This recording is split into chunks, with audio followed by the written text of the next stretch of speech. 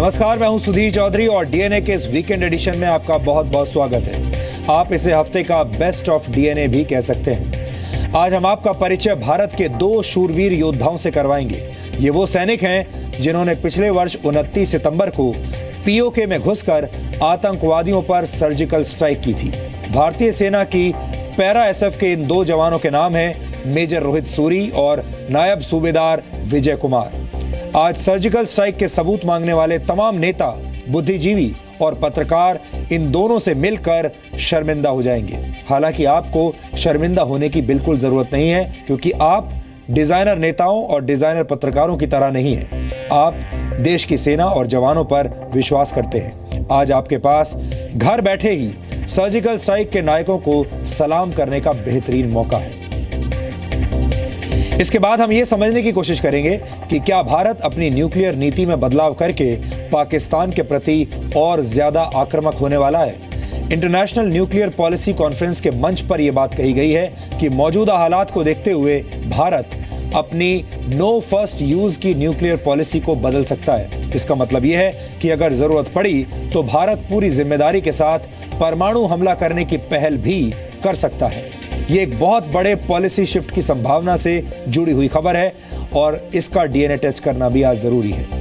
इसके बाद हम भारत के हर परिवार की 3 पीढ़ियों से जुड़ा एक जरूरी डीएनए टेस्ट करेंगे। ये एक ऐसा विश्लेषण होगा जिसे देखकर आप बहुत भावुक हो जाएंगे और हो सकता है आपकी आंखों से आंसू भी आ जाएं।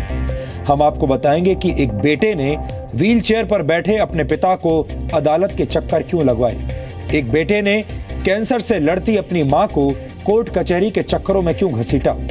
आखिर हमारा समाज किस दिशा में बढ़ रहा है। हमारे देश में भगवान के समान कहे जाने वाले माता पिता को अपने हक के लिए अपने ही बच्चों से क्यों लड़ना पड़ता है। ये आप सबको असहज करने वाले सवाल हैं और इन सवालों का आधार है दिल्ली हाई कोर्ट का एक फैसला, जिसके मुताबिक माँ बाप को ये पूरा अधिकार है कि वो बुरा व्यवहार करने वाले अपने बच्चों को संपत्ति से बेदखल कर सकते हैं। इस विषय पर हमने आज एक गहरा डीएनए टेस्ट तैयार किया है और आज हम आपको जापान से आई एक दिलचस्प खबर दिखाएंगे। जापान के एक शहर के प्रशासन ने बुजुर्ग नागरिकों को अपना ड्राइविंग लाइसेंस सरेंडर करने के लिए कहा है, क्योंकि वहां बुजुर्गों की ड्राइविंग की वजह से बहुत सारी सड़क दुर्घटनाएं हो रही थी। ड्राइविंग लाइसेंस सरेंडर करने के बदले वहां के बुजुर्गों को उनके अंतिम संस्कार में 15% का डिस्काउंट दिया जा रहा है। ये बहुत ही चौंकाने वाली खबर है और आप सोच रहे होंगे कि अंतिम संस्कार में डिस्काउंट देने का क्या मतलब है। तो इसका जवाब हम बहुत जल्द आपको देंगे। लेकिन आज का डीएनए टेस्ट शुरू करने से पहले देखते हैं आज की तमाम बड़ी खबरें नॉन स्टॉप न्यूज में।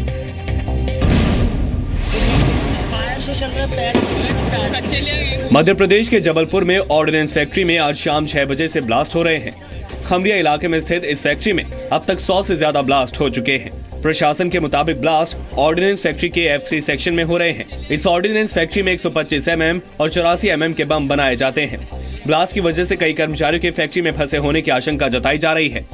ब्लास्ट से अब तक 6 लोगों के घायल होने की खबर है। फायर फाइटर्स की करीब 50 टीमें मौके पर पहुंच चुकी हैं, लेकिन लगातार धमाकों की वजह से फायर फाइटिंग और रेस्क्यू टीमों को परेशानी हो रही है। साल 2014 और 2015 में भी जबलपुर ऑर्डिनेंस फैक्ट्री में ब्लास्ट हो चुके हैं।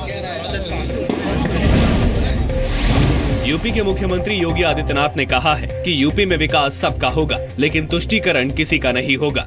सीएम बनने के बाद पहली बार गोरखपुर पहुंचे योगी ने कहा कि उन्हें यूपी के 22 करोड़ लोगों की सेवा का मौका मिला है। योगी के मुताबिक मंचलों पर कड़ी कार्रवाई होगी, लेकिन युवा जोड़ों को तंग नहीं किया जाएगा। युवक और युवती है, राह चल रहे हैं, आपसी सहमति से बातचीत कर रहे हैं, उनको कतई न छेड़ा जाए।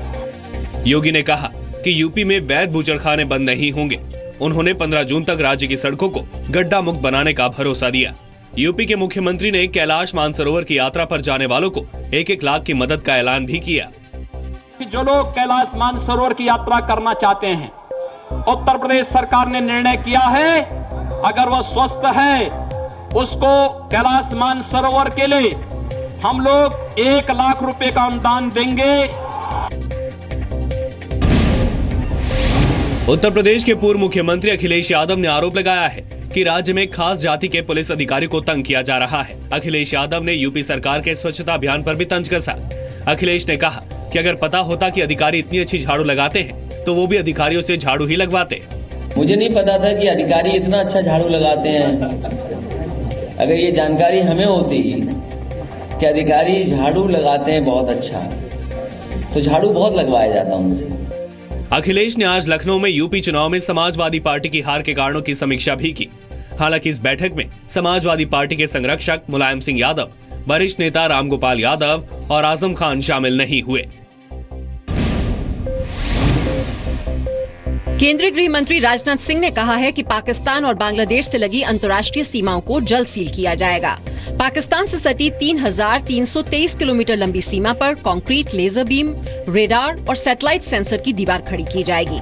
पंजाब और जम्मू कश्मीर में कई जगहों पर पक्की दीवार, तो गुजरात के रण और सर क्रीक में लेजर वॉल और लेजर बीम से बॉर्डर सील किए जाएंगे। हम लोगों ने फैसला किया है कि जल्दी से जल्दी भारत और बांग्लादेश की सीमा को यह सील किया जाए। भारत और पाकिस्तान की सीमा को भी हम लोगों ने तय किया है कि जितनी जल्दी से जल्दी हो सके इस सीमा को भी हम सील कर सकते हैं। बीजेपी अध्यक्ष अमित शाह ने कहा है कि दिल्ली की केजरीवाल सरकार ने अपने प्रचार के लिए जनता का पैसा पानी की तरह बहाया। अमित शाह एमसीडी चुनाव के मद्देनजर दिल्ली के रामलीला मैदान में पंच परमेश्वर नाम से आयोजित पार्टी कार्यकर्ताओं के सम्मेलन को संबोधित कर रहे थे। अमित शाह ने कहा कि चुनाव के बाद दिल्ली के सीएम नजर नहीं आते हैं।